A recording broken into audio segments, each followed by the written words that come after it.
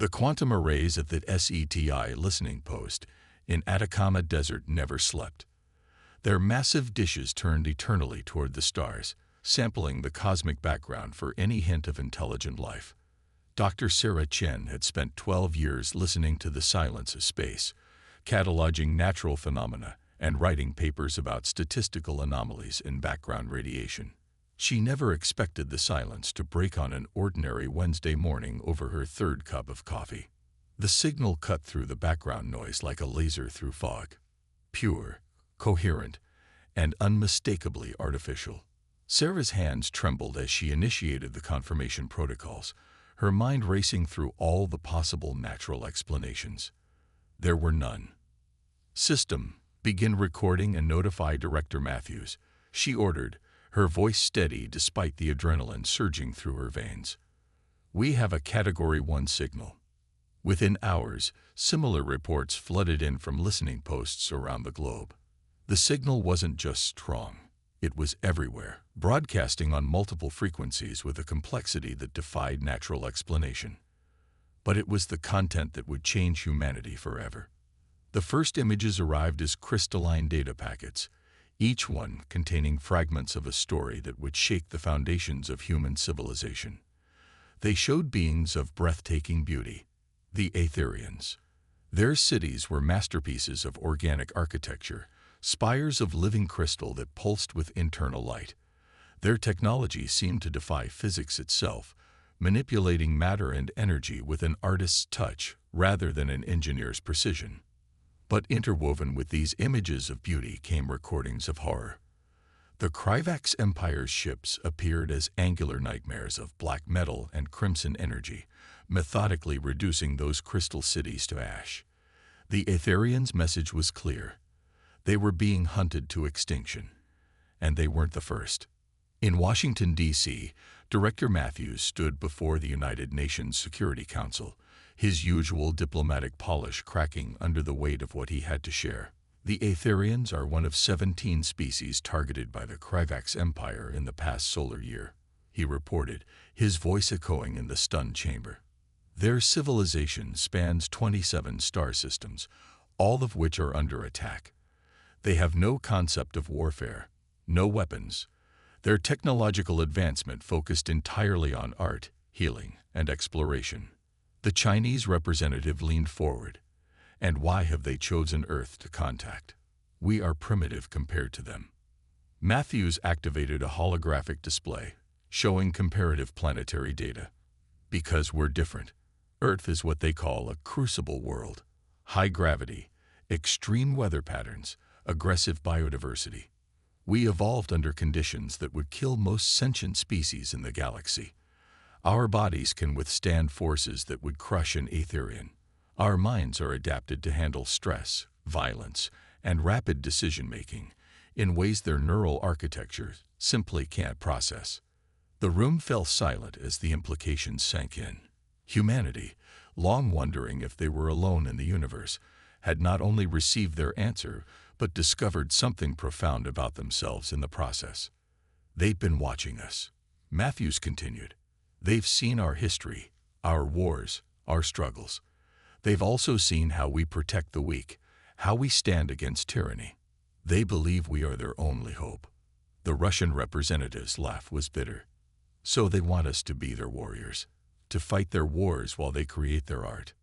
"No," Matthews corrected, bringing up new data. "They want us to teach them, to show them how to survive in a universe that isn't the paradise they thought it was.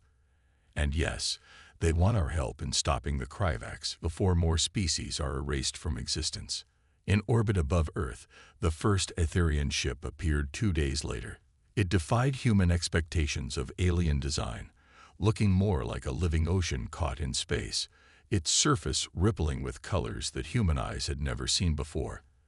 The delegation that emerged onto the International Space Station moved with a grace that seemed to deny gravity itself. Ambassador Lyra, their chosen representative, stood before the hastily assembled human delegation. Her form shifted colors as she spoke, her translator converting her thoughts into words that humans could understand. "We come to you in our darkest hour, she said, her voice carrying harmonics that made the station's hull resonate. Our people have spread beauty across the stars for 100,000 years. We have healed worlds, created art that captures the essence of creation itself. But we never learned what you know in your bones: how to fight, how to survive, how to stand against those who would destroy beauty simply because they can. She projected images of other species, now extinct, their worlds transformed into industrial wastelands by the Kryvax Empire. They see beauty as weakness. They destroy it not for resources or territory, but because its very existence offends their belief in strength through dominance. We cannot comprehend their hatred, but you children of Earth, you understand both beauty and battle. You create art even as you forge weapons. You heal even as you learn to fight. You are what we need to become if we are to survive. On Earth, military commands worldwide began mobilizing. Ships designed for Earth's oceans were reimagined for space. Weapons developed for terrestrial warfare were adapted for vacuum. But more importantly, training programs were established. The Aetherians would learn not just to fight, but to think like survivors. Dr. Chen, who had first heard their call, found herself working directly with Aetherian scientists, helping them understand the principles of encryption and electronic warfare. She watched in amazement as they took human concepts of combat and transformed them through their unique understanding of reality. Your species is remarkable, her Aetherian counterpart, a being who called himself First Song, told her. You developed in isolation, fought yourselves countless times, and yet emerged with your capacity for beauty intact. You understand that strength and grace are not opposing forces but complementary ones. The Kryvax never learned this. They see only the strength in destruction, never the strength in creation. As the first month of preparation drew to a close, humanity stood on the brink of its greatest adventure. They would venture into space not as conquerors or mere explorers, but as protectors. The Kryvax Empire had spent centuries hunting those they deemed weak, never imagining that one day they would face a species forged in the crucible of Earth. The warning was sent on all frequencies, in all languages to every Kryvax vessel. You have preyed on the peaceful. You have destroyed the beautiful. You thought this made you strong. We are humanity, born of Earth, and we are about to show you the true meaning of strength. The greatest irony, as Dr. Chen noted in her journal that night, was that in asking humanity for protection, the Aetherians had given humanity something far more precious, a purpose worthy of their potential, and a chance to prove that being capable of violence did not mean being defined by it. Admiral Helena Rodriguez stood at the viewport of the newly commissioned UES Defiant, watching Earth grow smaller against the backdrop of stars. The ship, originally designed as a nuclear submarine, had been rapidly retrofitted with technology shared by the Aetherians. Its hull now contained layers of crystal matrices that could absorb and redirect energy, while its propulsion system used principles of quantum entanglement that human scientists were still struggling to understand. Admiral, the Joint Chiefs are ready for your report, her XO, Commander David Park, announced from behind her. She turned away from the viewport, straightening her uniform with practiced precision. The holographic conference room materialized around her, showing military leaders from every major nation on Earth. The tension in their virtual faces reflected the weight of the decisions they faced. Ladies and gentlemen, Helena began. The Aetherian data packages have been verified. The Kryvax Empire has destroyed 12 civilizations in the past century alone. Their pattern is consistent. They target species that prioritize cultural and technological development over military capability. She brought up tactical displays showing the Empire's expansion. They're not just conquering, they're systematically eliminating any civilization that doesn't match their ideology of strength through dominance. The Aetherians are just the latest target. And what makes them think we can succeed where more advanced civilizations failed? The Chinese general's hologram flickered as he spoke. Helena activated another display, this one showing comparative physiological data. Because we're built different. Literally. The average human can withstand gravitational forces that would kill most sentient species in the galaxy. Our neural response times are faster, our ability to adapt to stress is unprecedented, and our capacity for strategic thinking in crisis situations is unique. The room fell silent as medical data scrolled across their displays. Dr. Chen's voice came through the comm system, adding to the briefing. The Aetherians have shared their database of known sentient species. Most evolved on worlds with stable environments, minimal predation, and lower gravity. Earth, by comparison, is what they call a Class 13 death world. We're one of only 3 known species to achieve sentience under such conditions. And the other 2? Someone asked. One is extinct. The other? Dr. Chen paused. The other is the Krevax. The revelation sent a ripple through the assembled leaders. Helena continued. The difference is, the Krevax evolved on a high-gravity world with no other predators. They never had to compete, never had to adapt. They're strong, but inflexible. We, on the other hand, evolved fighting everything from microbes to megafauna. We learned to adapt, to think creatively, to survive against overwhelming odds. First Song's hologram appeared, his crystalline form casting prismatic lights across the virtual space. Your history, which we once viewed with horror, now represents our greatest hope. You fought yourselves countless times, yes, but each conflict drove innovation, adaptation, and ultimately, understanding.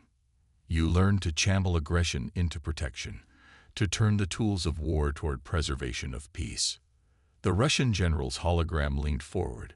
You're asking us to fight an interstellar war when we've barely left our own solar system. The technological gap is significant but not insurmountable, Helena interrupted. The Aetherians have already helped us adapt our existing military technology. Their understanding of physics, combined with our tactical experience, has produced weapons that even the Krevax haven't encountered. She brought up schematics of the retrofitted human fleet. Submarines converted to stealth ships, aircraft carriers transformed into mobile battle platforms, fighter jets modified for space combat. But more importantly, she showed the training programs already underway. We're not just fighting for the Aetherians, Helena continued. The Krevax represent a philosophy that humanity has fought against throughout our history. The idea that might makes right, that the strong should dominate the weak, that cultural achievement is meaningless compared to military power. Dr. Chen's voice cut in again. They're also expanding. Based on their pattern of conquest, they'll discover Earth within the next 5 years. We can wait and face them alone, or we can fight them now, with allies, and protect not just ourselves but countless other civilizations. The decision wasn't made lightly. For 3 days, the nations of Earth debated. The Aetherians waited patiently, their ships in orbit a constant reminder of what was at stake. Finally, the UN Security Council convened for their final vote. The resolution passed unanimously. Earth would go to war. Within hours, shipyards worldwide began mass-producing vessels based on the hybrid human-Aetherian designs. Military personnel from former rival nations trained together, sharing centuries of combat experience. The Aetherians, for their part, proved to be quick learners, their natural creativity finding new applications in tactical scenarios. Ambassador Lyra, observing a training session where human Marines taught Aetherian volunteers basic combat maneuvers, turned to Helena. We feared that asking for your help would corrupt you, would turn you from your path of progress. Instead, we find that your capacity for violence exists alongside your capacity for compassion, each informing the other. Helena watched as an Aetherian trainee successfully executed a defensive maneuver that would have been impossible for a human. We learned long ago that true strength isn't about domination. It's about protection. The Krevax never understood that. As the first joint fleet prepared for departure, Dr. Chen made a final entry in her log.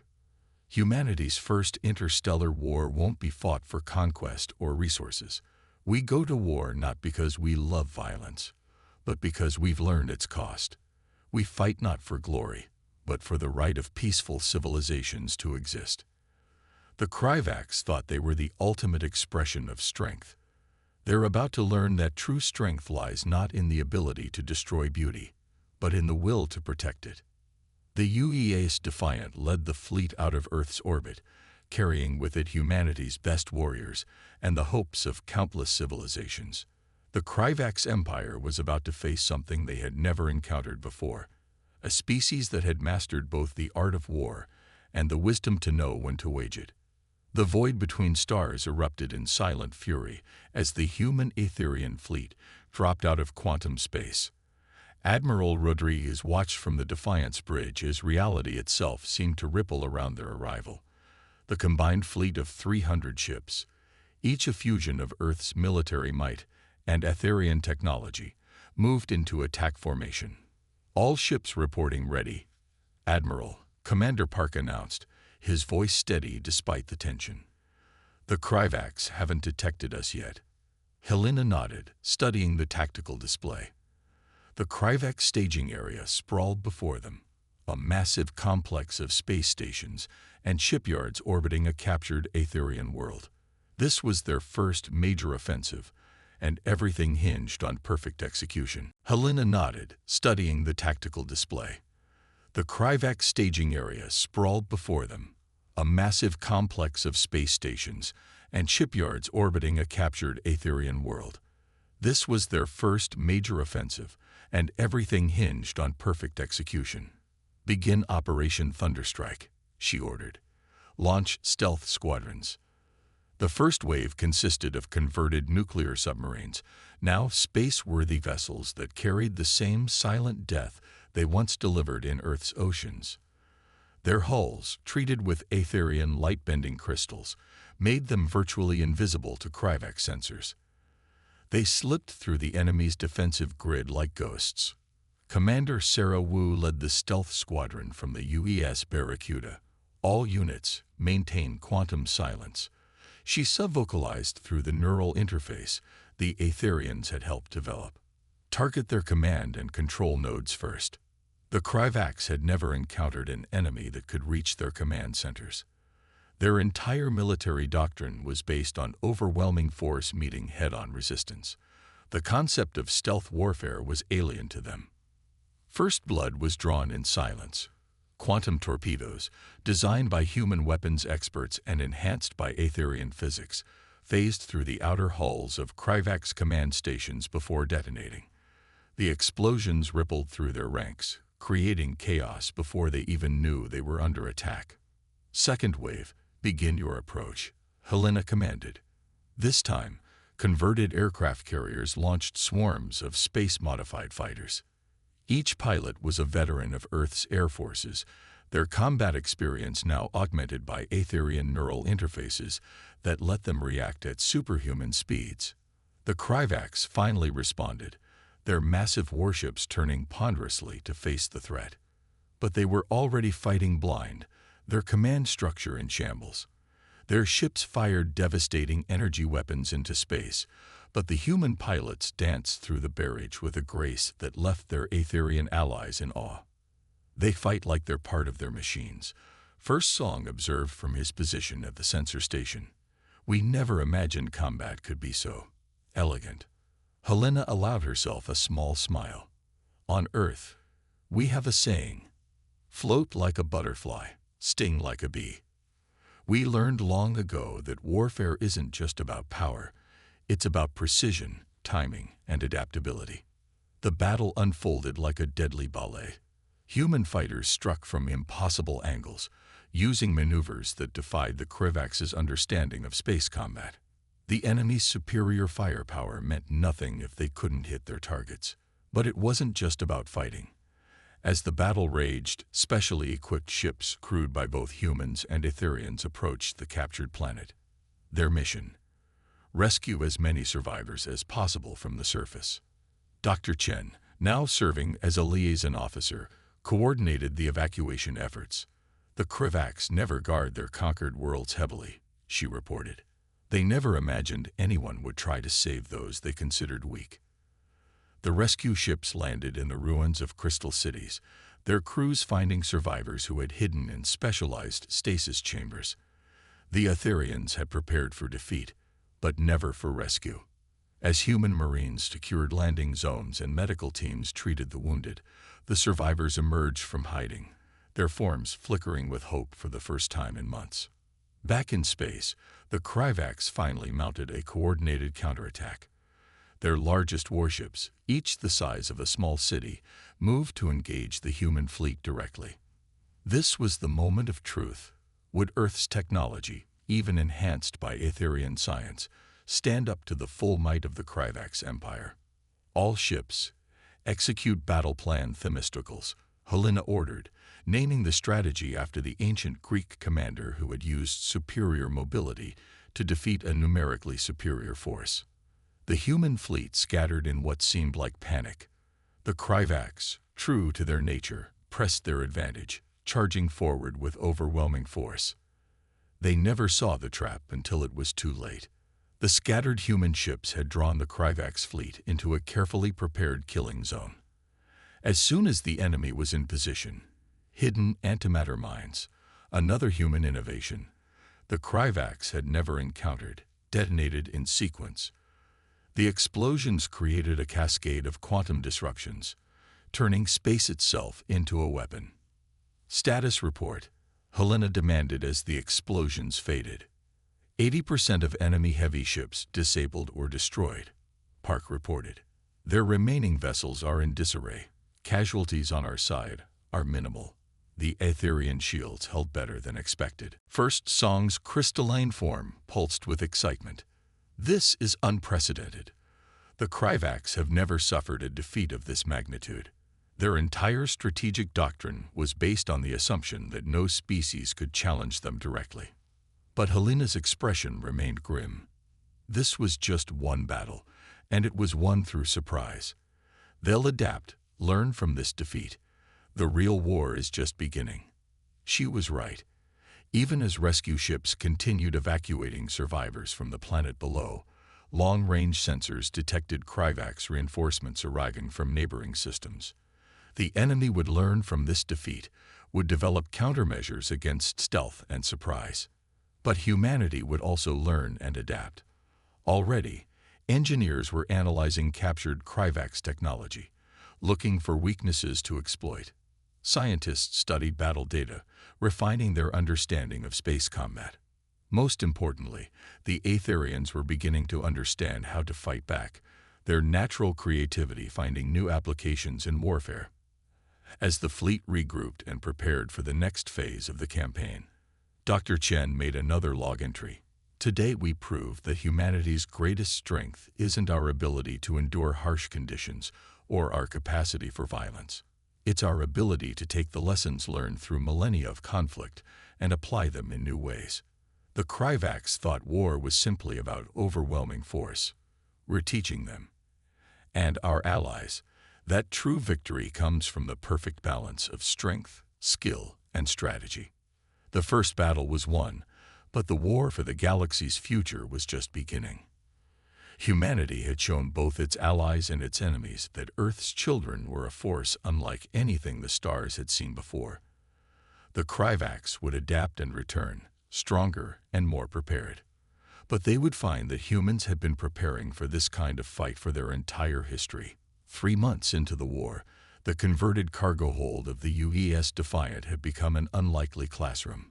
Admiral Rodriguez watched as Marine Sergeant Maria Torres demonstrated a defensive stance to a group of Aetherian warriors, their crystalline forms shimmering as they mimicked her movements. The key isn't strength, Maria explained, her voice carrying the weight of experience. It's about using your opponent's force against them. The Kryvax rely on brute power. We'll teach you to turn that power into their weakness. The Aetherians had proved to be exceptional students. Their natural grace, combined with human combat techniques, was creating something entirely new. They moved like light given form, their defensive maneuvers flowing into devastating counterattacks. On the bridge, Commander Park updated Helena on the war's progress. The Kryvax have changed their tactics, Admiral. They're consolidating their forces, abandoning outlying systems to strengthen their core territories. They're learning, Helena nodded, studying the strategic display. But so are we. The tactical map showed the current state of the conflict. Human Aetherian forces had liberated 6 star systems, but the cost had been steep. The Krivaks no longer underestimated their opponents, and each victory came at a higher price. Dr. Chen's voice came through the comm system. "Admiral, you need to see this. We've decoded more of their secure communications." The holographic display shifted, showing intercepted Krivaks transmissions. Their language was harsh, full of sharp consonants that matched their crystalline technology. But the translation made their message clear. "They're calling us world breakers," Dr. Chen explained. "They've never encountered a species that could match their physical capabilities while exceeding their tactical adaptability. It's affecting their morale."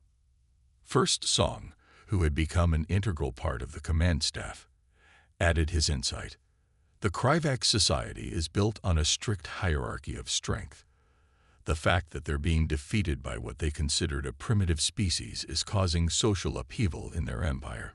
But victory had brought its own challenges. Some human military leaders, emboldened by success, advocated for pushing deeper into Krivak's territory, calling for a war of extinction against the empire.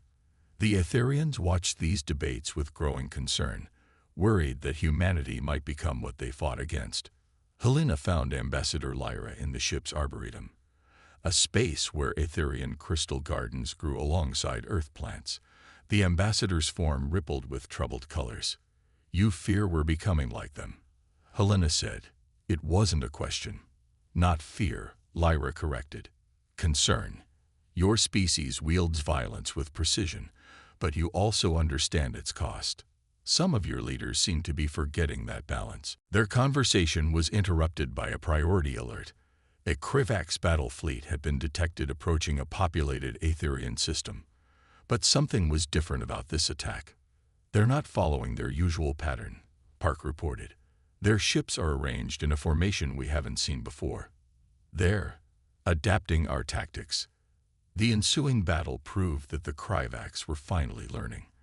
They used decoys to counter human stealth technology, employed hit-and-run tactics instead of relying solely on brute force. The human Aetherian fleet suffered its first major defeat. In the aftermath, as damage reports flooded in, Helena called an emergency meeting of the Joint Command.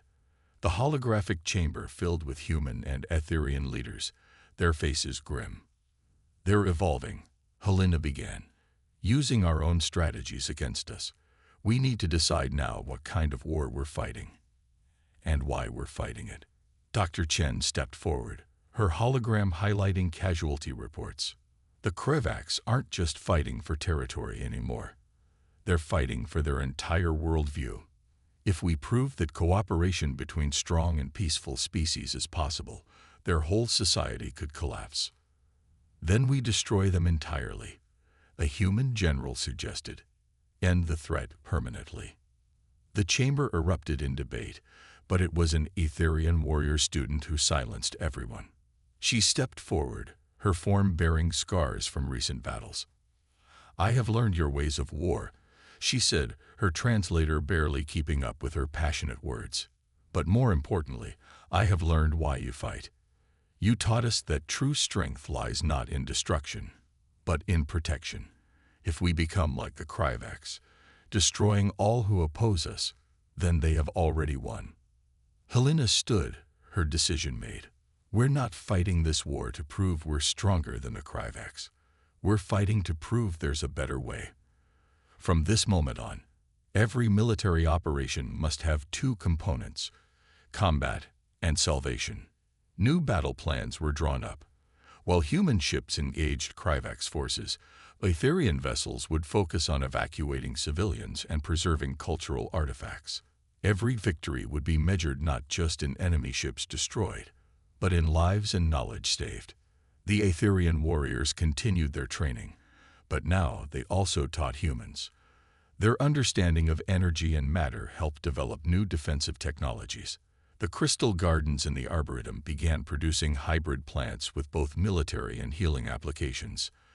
As the fleet prepared for its next campaign, Dr. Chen added to her log, "The true art of war, we're learning, isn't about defeating an enemy. It's about protecting what matters while showing even your opponents that there's a better path." The Kryvax taught the galaxy that strength comes from domination. We're teaching them that the greatest strength comes from the choice to use power wisely. The war entered its second phase, with both sides transformed by the conflict. The Kryvax were learning adaptability, while humanity was remembering the importance of restraint. And the Aetherians, caught between these two powerful forces, were becoming something entirely new. A species that understood both the necessity of strength and the wisdom to temper it with compassion. The Kryvax homeworld hung in space like a dark jewel, its atmosphere swirling with storms born of its intense gravity. Admiral Helena Rodriguez stood on the bridge of the UES Defiant, now scarred from countless battles, as she studied the tactical display. The combined human-Aetherian fleet had fought its way through 3 defensive lines to reach this point. The final battle loomed. "Status report," she commanded, her voice carrying the weight of 6 months of interstellar warfare. The Kryvax have concentrated their remaining forces around their homeworld. Commander Park reported, "Over 2,000 ships. They're dug in deep, Admiral. This will be their last stand." Dr. Chen's hologram appeared, her expression grave. "We're detecting massive energy signatures from the surface. They're activating weapon systems we've never seen before. They're betting everything on this battle." First Song, his crystalline form now bearing battle scars that caught the light like prisms, added, "Our deep scans show something else. Civilian shelters. Millions of them. They're expecting us to do what they would do, destroy everything." Helena nodded slowly. This was the moment that would define not just the war, but humanity's role in the galaxy. "Send the message," she ordered. "All frequencies, all languages." Her words echoed across space, reaching every ship in both fleets. "To the Kryvax Empire, you believed that strength meant destroying those you considered weak. We proved you wrong. Now we offer you a choice. Your military forces will stand down and submit to disarmament. In return, we guarantee the safety of your civilian population and your right to exist as a species. You have 1 hour to respond." The bridge crew waited in tense silence. The Kryvax had never surrendered in their entire history. Their philosophy of strength through dominance had shaped their society for millennia. 58 minutes later, they received their answer. A massive energy surge erupted from the Kryvax fleet as they launched an all-out attack. "All ships, execute Operation Phoenix," Helena commanded. The battle plan they'd spent weeks preparing began to unfold.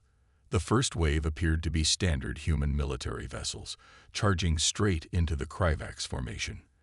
The enemy responded predictably, concentrating their fire on what they perceived as the main threat.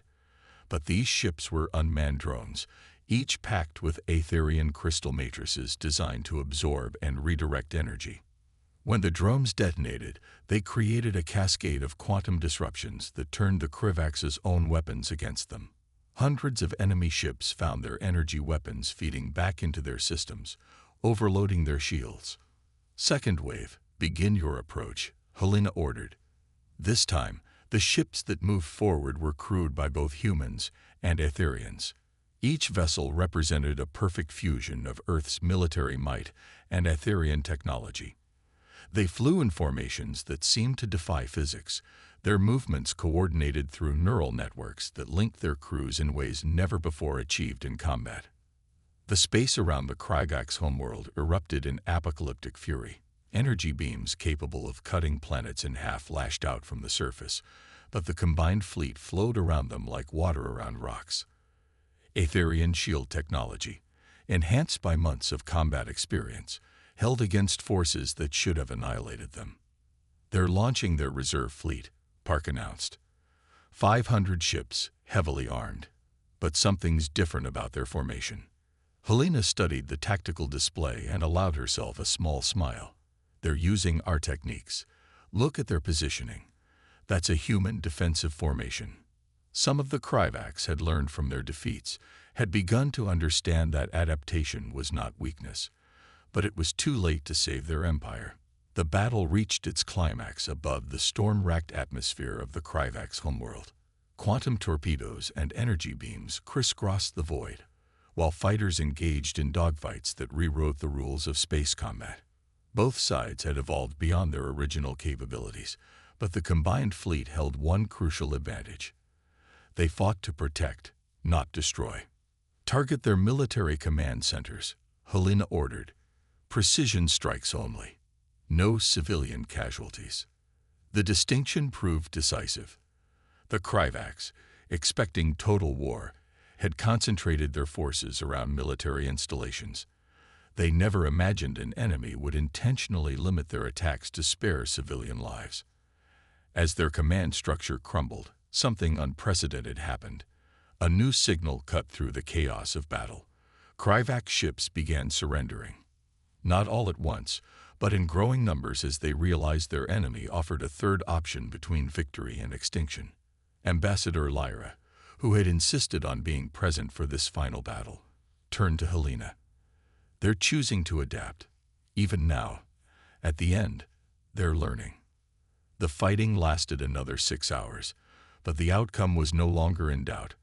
When the last Kryvax warship lowered its shields, a new chapter in galactic history began.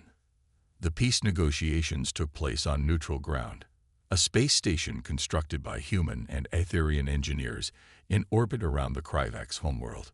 The terms were firm but fair. The Kryvax would be disarmed but not dismantled. Their civilian technology and cultural independence would be preserved.